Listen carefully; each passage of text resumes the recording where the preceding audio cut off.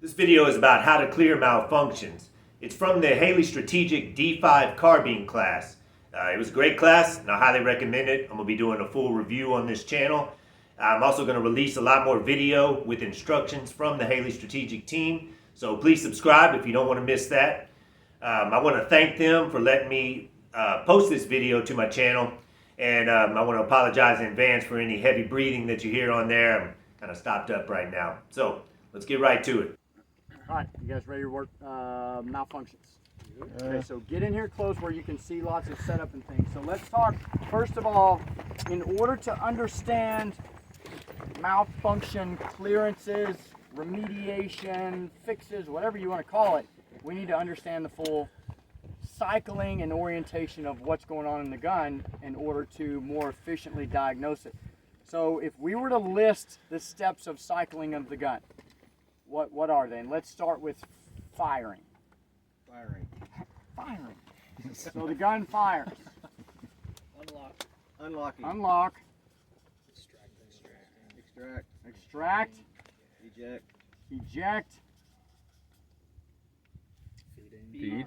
Feed. Then it's feed. Lock. No, feeding. Chambering. Locking. Now, why did we take the time to go through that? Because there is one moving part, other than, of course, the hammer. There's one major moving component of the gun, and that's the BCG, the bolt carrier group. The position of the BCG dictates what the gun does when we try to make it go up. So now let's think about the malfunctions that we commonly run across. What's the most common? Type 1.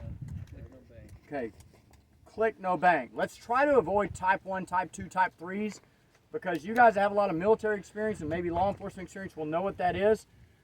For a lot of people that don't, we need to be more specific. So a click, no bang is called a what? Failure to feed or failure to fire. What is the root cause of a failure to feed? Operator error. How many of you guys have inserted a mag, charged the gun, and it goes click because what did not happen? Didn't fully seat the mag.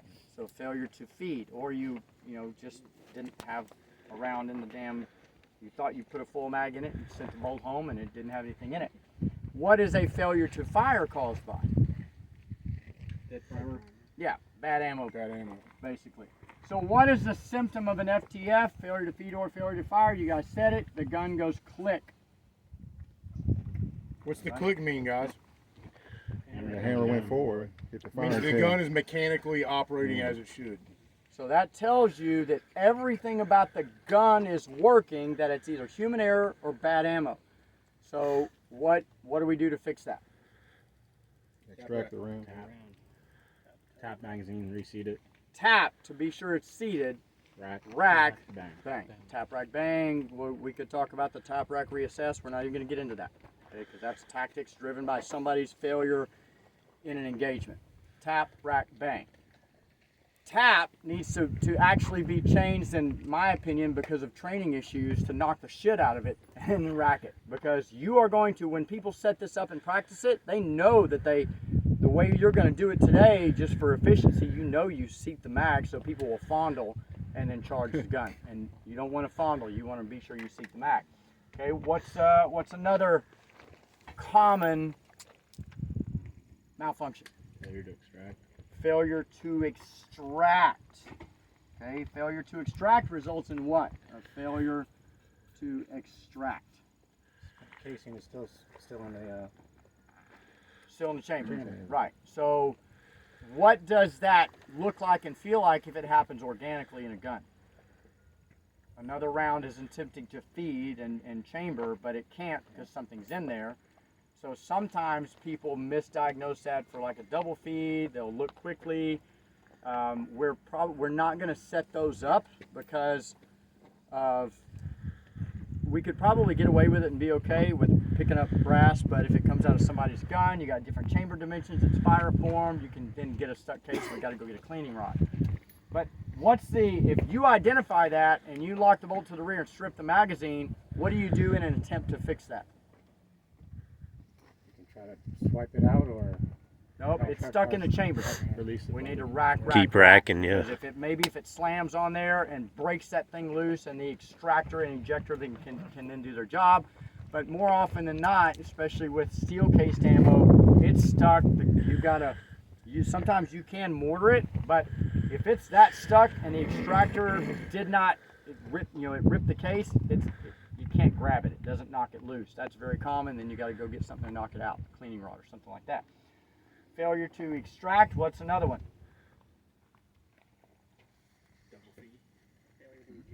Failure to eject, and both of those, but let's talk about failure to eject. What is that commonly known as? Stovepipe. Stovepipe, right? So it's stovepipe, SP. Are there multiple types of stovepipes? I think you Yes. got one yesterday, right? That's what I was talking about. So you That is not a true statement. So you can have a Oh, two. shallow stovepipe, more of an intermediate depth stovepipe, or a deep stovepipe. There are differences, and they are caused by different things. They can be caused by a weak extractor spring or a weak ejector spring. And we'll pull your bolt out of your gun, please. And we'll. A lot of people don't realize that if you start having stovepipes, you need to stop long enough and go, okay, is it real shallow? Is it intermediate depth? Where is it lodged, or is it super deep? Because that's going to help you diagnose the root cause. If you have those and you look to that level of detail, then you should take your BCG out and move it to another gun and see if you can replicate the exact same thing in the other gun. The reason it's important to know the difference between intermediate or shallow, intermediate, and deep is, again, when this thing starts extracting out of the chamber, the extractor grabs it and the ejector is pushing on the round, the extractor is pulling on the round. When it clears the chamber, it's got that side tension on it. And if you don't have a strong ejector spring, it doesn't have the energy to flick that round out, and then it gets caught in the cycling. So that's why it's important to know if it's deep, kind of intermediate, or shallow. We're going to set all three of those up, and it's important to know that. The reason we're going to set those three different ones up is for you to actually do an experiment and say, okay, how does my trigger feel when the hammer attempts to fall with my BCG in three different orientations? And then we'll talk also about how to clear those things and what works and what doesn't work. And some of you will do an experiment and it will work, and some of you will do an experiment and it won't work. So that's why we call this a lab. So, quick question on that. Yes, sir. Since a couple people have asked me about the suppressors, and I know a couple people are getting them, if I don't clean and lube, I get those.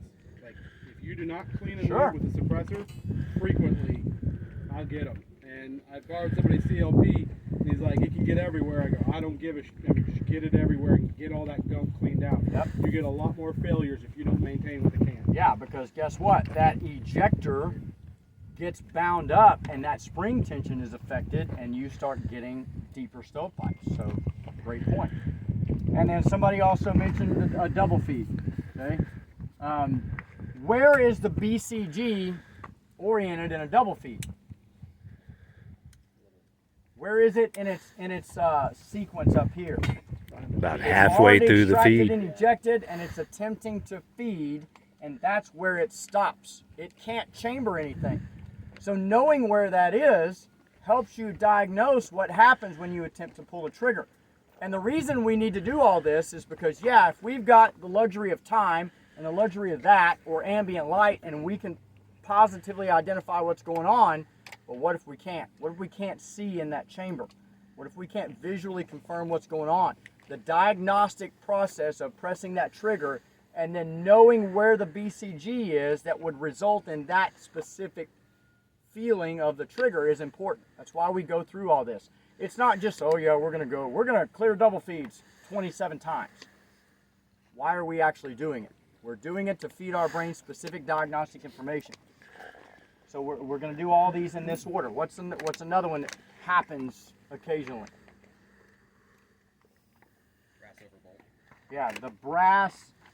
We'll call it brass over bolt. Other people, other names is what? Bolt override. Essentially, you're getting a piece of spent brass up in the charging handle channel, up where the gas tube is, and we're going to specifically set that up. Now you can have really, really severe brass over bolts, or you can have the most common ones are not that bad. People think, oh, the gun's down, take it offline, you go get tools and beat on it and all that. No, you don't. You can clear it very quickly, dependent on the orientation of the brass, and the most common ones are fairly easy to clear.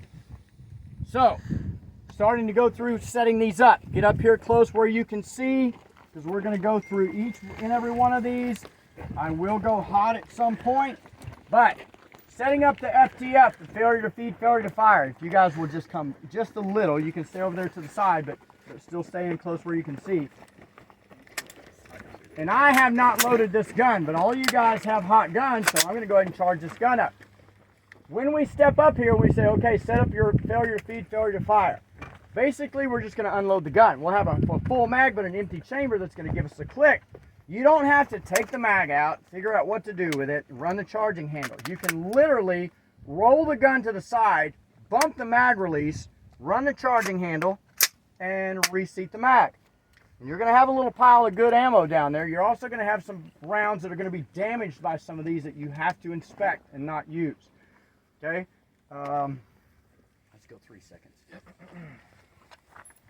And since you guys are so close without you moving, I'm just going to shoot the berm back there. Okay? So the way this is going to look, and we're going to do several reps of each one of these. And again, all of you know how to tap rack a gun. But what's the real root reason we're doing this? What do we want our brains to do? We want our brains to register the gun went click, the gun's working, tap, rack, go. And depending on your equipment and your sling mount location, if you've got an ambidextrous charging handle or not, that's going to dictate a lot. Okay? If you're left-handed, left-handed or normal right-handed, that's going to dictate a lot. Okay? So he's going to, what do you got on there? 3 seconds. So it's simply going to look like this. He's going to give me the shot timer. I'm going to attempt to fire. The click is going to tell my brain the gun's working. I'm not going to disrupt everything down here. That's another key component of this. I don't want to go. I should be able to clear it right here. I may have to move my face just a little. Okay, going hot. Eyes and ears. Bye. Click, tap, rack. Now notice I stayed on the gun. I was analyzing, I was feeling my stance. I did shift my weight slightly to charge the gun and get back on the gun. Now we'll say, okay, set it up again, roll the gun, bump the mag, run the charging handle, reseat the mag. Then we'll do it again. Do not do this. Again. Click, fondle. Don't just like, don't do that. Okay? Literally knock the hell out of the gun. It's similar to an emergency reload, where if you're going to keep it static, you may have to jam your face down on it to give the gun some stability so that you don't go like that and knock it out of the pocket. Roll, tap, charge, go. Okay? Simple enough, right? Again, all of you know what a tap rack is. The most important key to that is getting the click. We'll even see people skip the trigger press because they know they set it up. You've got to get the click. The click is the most important food for your brain, because once the gun clicks, just like a handgun, if it goes click, tap rack. The click starts this cascade of subconscious motor-driven action. Okay? So simple. Failure to feed, failure to fire. It'll be a quick setup, roll, bump, charge, set it back up. It will literally take us 5 seconds or less between each rep. Now, failure to eject. We're not going to do failure to extract. You guys know what that is. Failure to eject, or a stovepipe. Get in here close. If I'm going to set up a stovepipe, do I want a hot chamber? Why not? Yes. Because that's Well. what's going to happen is it's going to pull the extractor is going to pull it out. It's not going to eject it and get caught in the bolt. So if it happens for real, there won't be a round in the chamber. It's no, sir. It's still feeding. It's still feeding. The BCG went all the way to the back.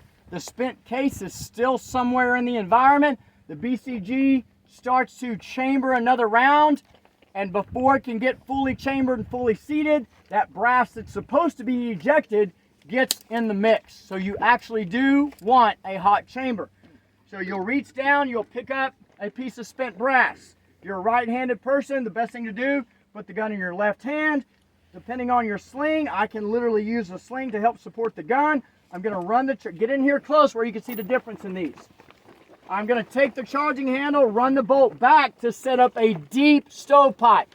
I'm going to take this brass and I'm going to get to, oh, I unloaded the gun a second ago. Okay, gun's loaded. I see brass. I want to take this brass and drive it in as deeply as I possibly can, where it's brass on brass with a significant amount of the round that's trying to be chambered or in the chamber exposed. Okay, if you can't see that, get to where you can see it. It's as deep as I can possibly get it. So that is a deep stovepipe. Brass on brass with a lot of that round exposed that's going into the chamber. Now, how do I fix this? Charge the hand. Well, what's the gun gonna do? Click. Is it gonna click? It's not gonna click. It's not gonna do anything. Well, let's find out. I am gonna go hot. You guys can stay right there. Okay? We get the shot timer, sweep the safety off. I've got a kind of a mushy or dead trigger, some people say. Why is that? What's the orientation of the BCG? It's holding the hammer open. Right, it's holding the hammer down. So if I have the luxury of light, I could literally roll and identify. And if I see this orientation, if I'm actually in it enough to where I can ID that and not stress the hell out of my mind, because I may not even see that if someone's shooting at me. That's why it's important to drive some of this into the subconscious. What's my remedy there? Sweep it out. Okay. I am going to attempt to go hot. Let's see if that works. Sweep, sweep, grab, pull. What happened? Why didn't the gun go off? Didn't go all the way in the battery. Did the hammer fall earlier? What? Exactly. Even though it didn't click, I released the hammer slightly. So if I have that problem and it's deep and I'm aware enough, what do I need to do? I attempt to fire. Now that time it clunked. Did you guys hear that? Yeah. Because it was slightly in a different position. So what do I need to do if I can identify that?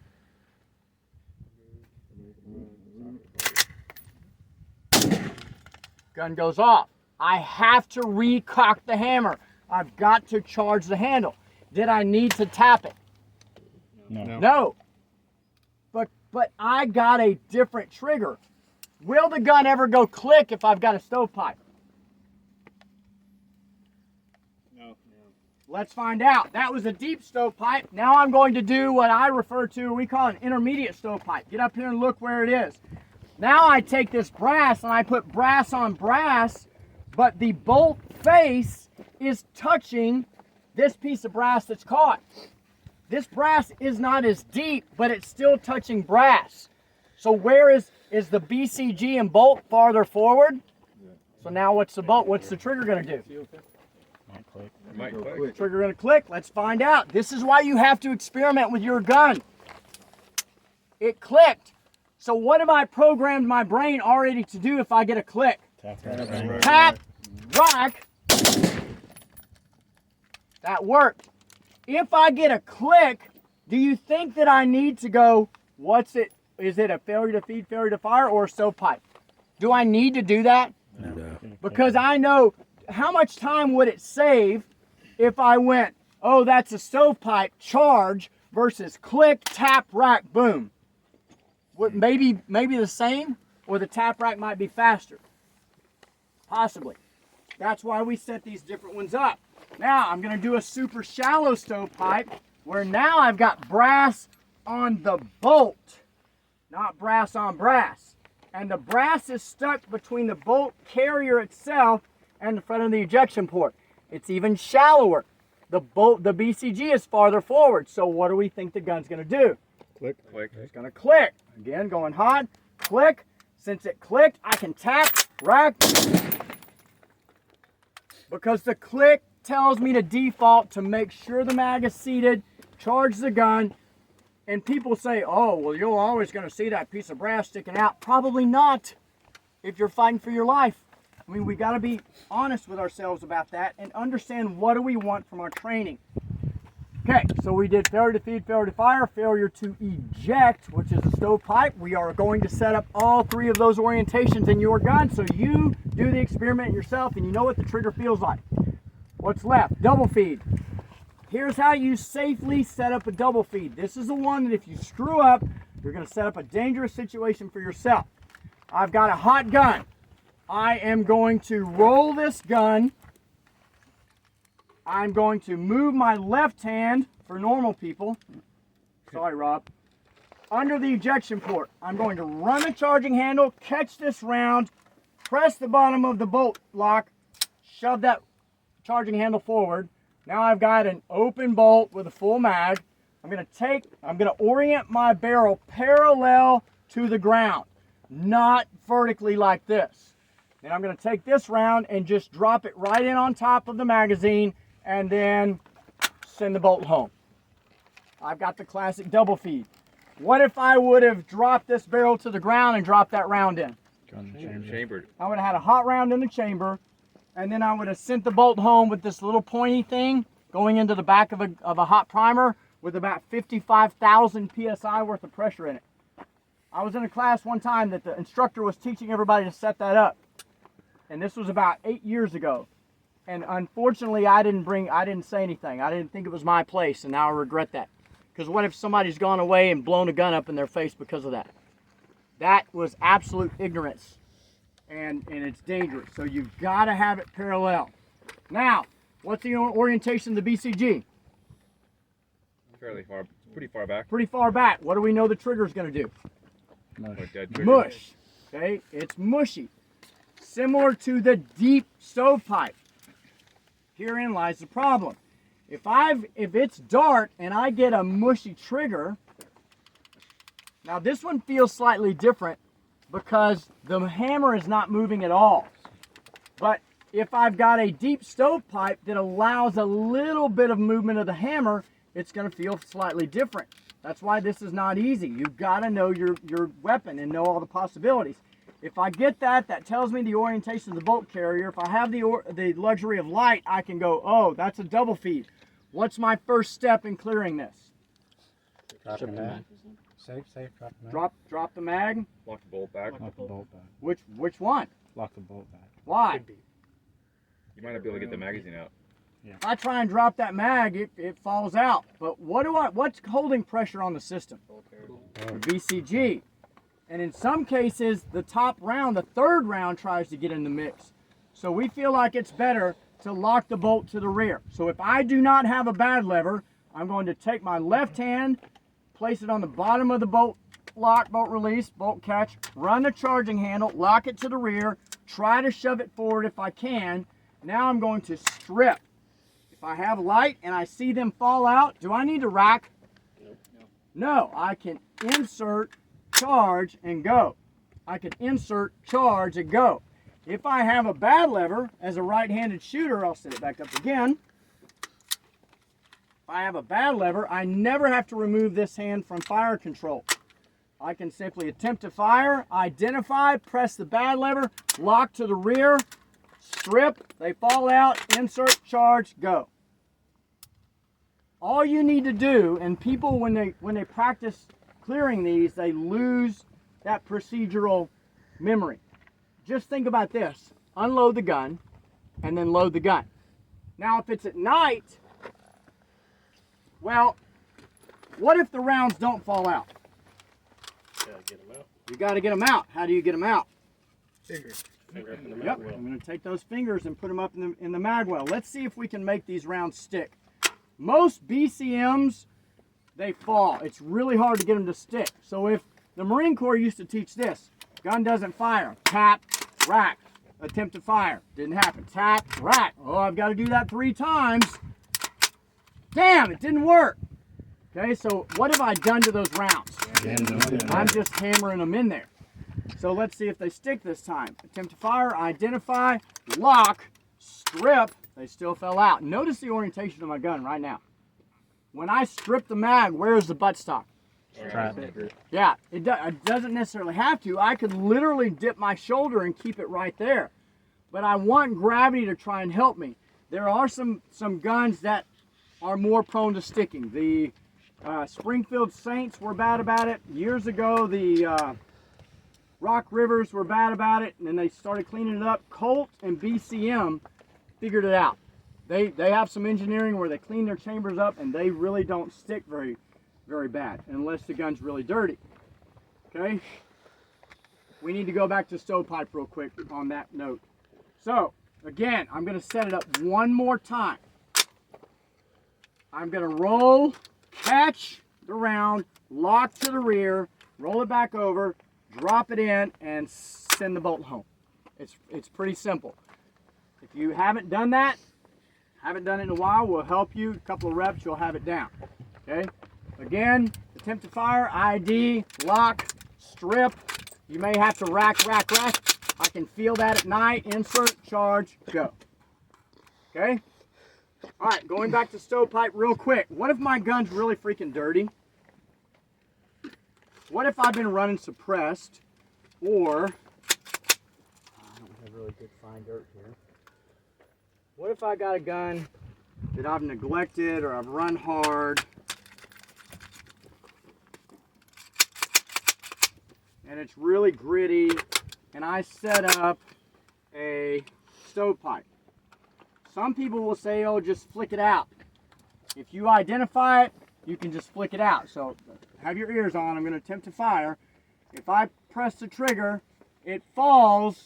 I charge. Now I charge because I felt it click. Tap rack. But what if I've got a deeper stovepipe? Trigger doesn't. It's not going to work. This gun just wants to run. I attempt to fire. The hammer didn't move. Can I flick this thing out and make the gun go off? It went off. This gun, even though it gets really dirty, wants to run.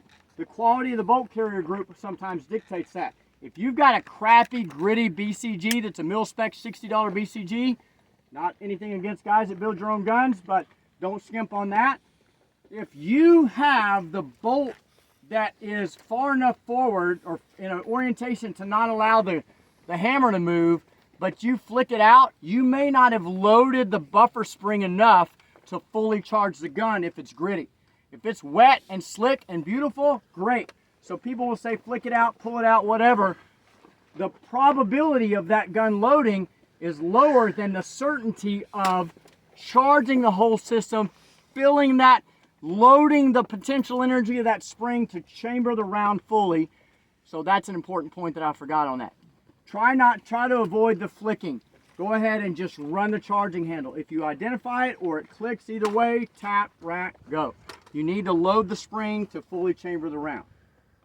Okay? Any questions? Has anybody heard anything differently on any of those? I know that's a lot. We're going to go through and set each one of those up. And again, the most important part of almost all of this is you processing what the gun does when you press the trigger, because that's going to tell you the orientation of everything. And then again, clearing it, try not to disrupt everything down here. So failure to feed, failure to fire, I can just tap, rack without disrupting my stance. Failure to eject or stovepipe, I can press the trigger, I may identify, I may tap and rack if it clicks. If it doesn't click and just clunks, I'm just going to charge it. If I get a mushy trigger, I'm going to identify, lock, strip, rack. My feet aren't moving. You don't have to disrupt everything, because what happens is people fix it and then they lazily get back on the gun. And they're not burning this into subconscious. This is actually complex for the brain, even though it's a simple remediation of malfunctions. Ready? Doing bolt over brass? Oh, yeah. Good plan. Brass over bolt. Good call. Sorry. All right. So, to set this one up artificially, I'm going to lock the bolt to the rear, and I'm going to drop the piece of brass way up there in the charging handle channel. Then I'm going to insert this magazine without making that fall and send it home. Now, in this case, that really didn't go into the chamber. It's loose in there. If I attempt to fire, of course, nothing happens. I identify and I go, wait a minute, there's no classic V there. Or if it's at night, now I gotta try and just unload the gun. If it's at night, I'm gonna try to lock. I can't, did that lock? Yep. It locked. Okay, that fell out. Well, it was locked. So I messed it up. Still up there. It's still bound in there. So here's what happens. Did you already put your bolt back in? Yeah, I think I Let me have the bolt and the charging handle. Again, a lot of people don't think about exactly what's happening. If you try to, some people say lock the bolt to the rear and slam the charging handle forward.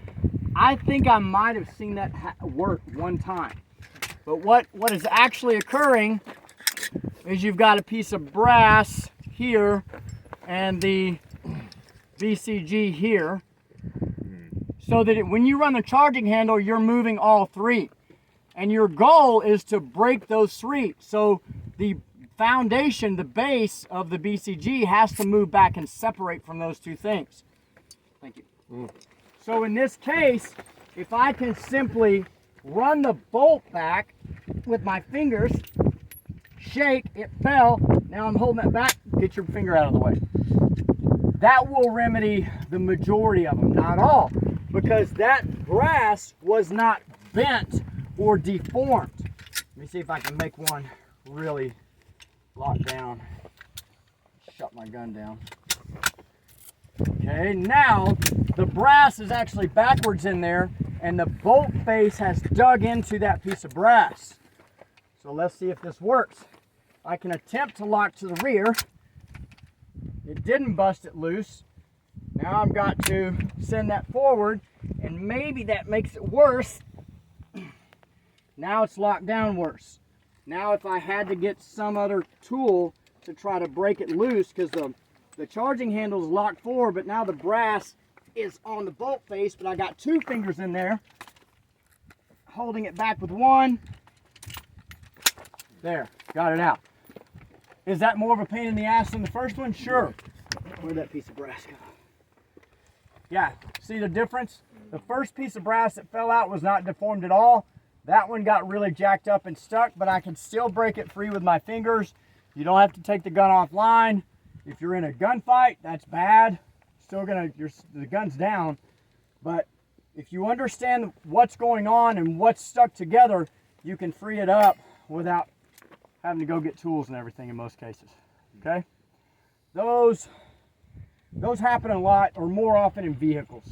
And when you're around barrels and barricades, walls, buildings, things like that, where brass is flying everywhere. They don't happen very organically. So that's brass over bolt. Jared, Okay? Yes, sir. do you want to show them or talk about mortaring the gun if they have to? Yeah, good point. Most of you guys have probably seen a gun mortar, but if you've got something that's locked up and you can't run the charging handle, you got an overpressured case, it's basically a failure to extract to the point where the bolt carrier can't even move, then you got to mortar the gun. If you're going to mortar the gun, take your stock, collapse it all the way down. You can mortar it like this on the base of the stock, but you got to be careful because certain stocks you can break that way. Some people prefer to roll the gun around this way, which requires you to use an ambidextrous charging handle, where you've got to get under it on a standard charging handle and then drive it into the ground. Use that inertia going to the ground like that. If that doesn't work, you also want to be sure your head is clear of that, just in case it's a hot round for some reason. If that doesn't work, you can kickstart it. Get the gun like this, take your foot, and kickstart it like that. What's the problem with that method? What can you do? You can bend the charging handle, because those charging handles are flexible, they're thin aluminum. So if you kick it at too much of an angle, that's a problem. So you want to kind of go straight down on it. But again, depending on the condition of the chamber itself, you want to try and pull straight down on it. Okay, Guys, why did Jared collapse the stock? Not put pressure on that buffer tube. Well, you can bend the buffer tube, but more, that's a big problem. But also, we've seen people that, as they're mortaring and that thing's out, and they go to mortar the gun, then the stock collapses and the webbing of their palm gets caught in that stock and it splits their hand open. So or they'll shear this pin off right here. that pin will The pin shear. break. So it's safety of the gun and yourself by collapsing the stock. Can I add one more thing, Jared? Absolutely. So we're going through and we're kind of diagnosing an illness with the gun. We talked about the extractor spring being weak in different scenarios. What causes a double feed 99% of the time? Yeah, thank you. Bad magazine, right? And that comes into knowing your equipment. Jared said to someone yesterday, do you number your magazines? If you consistently have a magazine that you've been beating the shit out of for years, training with it, you might make note of that magazine and take that out of your cycle. I run all fresh magazines with my work stuff, and then I have a whole bag of PMags, honestly, that I use for training that I'll beat the crap out of. But what it is when the feed lips at the top of your magazine start to spread and get weakened, that's where it'll start shoving 2 rounds up in there during the cycle of operations. So that's we're diagnosing symptoms, but that's the actual illness in the weapon system itself. So to that point, thank you, because I forgot to mention that. To that point, when I clear double feed, I'm not going to go hot. When I get this and I lock, strip, should I just do this? Should I get rid of that magazine and then rack, get a new mag, insert, charge, and go? Should I just shuck that magazine? Depends. On what? How many magazines? How many resources? Yeah, what if I don't have another magazine? So then that comes down to, do I need to learn how to lock, strip, maintain a magazine in my hand, rack, and insert the same magazine, charge, and go? Yes. You may choose to shuck that mag and run the gun with nothing in your hand, great. But if it's the only damn magazine you have, you don't want to take the time to stow it, learn how to manipulate the gun with the magazine in your hand and retain that gun and stick it back in. So that's a great point. Thank you for bringing that up. So if you guys choose to and you got 16 mags on you, you want to shuck that mag, fix it, clear it, get a fresh mag, go, that's great. Me personally, I prefer to retain the one I've got because for my life and my relevance, I'm usually only going to have one in that situation. If I ever have the luxury of having this tool, get it out of the truck, I've got one in it, maybe one in the door, but I'm probably not going to have it, grab it and put it on me unless it's really, really bad. And if the world comes to an end, yeah, I'll have a bunch of shit on. So anyway, context, relevance, that's important.